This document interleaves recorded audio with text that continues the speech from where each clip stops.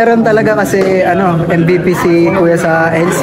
Napakabigat na role si Kuya kasi Ginebra player, crowd favorite sa Ginebra, tapos Gilas Pilipinas. Ayun.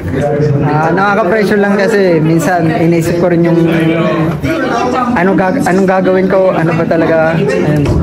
Pero paano mo in-handle yung pressure na gano'n? Ayun, sabi niya lang tiwala lang sa Diyos, sa sarili, wag mawawala ng chance. Ayun na talaga sinasabi sa akin. Anong sabi niya sa'yo for the game? Kanina kasi nauna kami ng dito sa venue, tapos sabi niya good luck wag mawawalan ng kumpiyansa kay God talaga. Justin, Yes po. ano sabi mo na maglalaro ka para sa para sa Coach Olsen? Coach Olsen sa Sela. Kailan ka sa Perpetual? Yes po. Kailan yun? September po ata yung opening ng NC. Okay.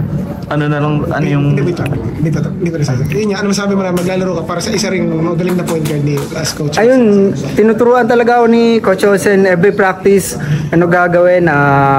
Small details po, kinakorek niya po talaga sa akin, and ayun, nadala ko dito sa NBTC yung small details na tinuturo ni Coach Olsen.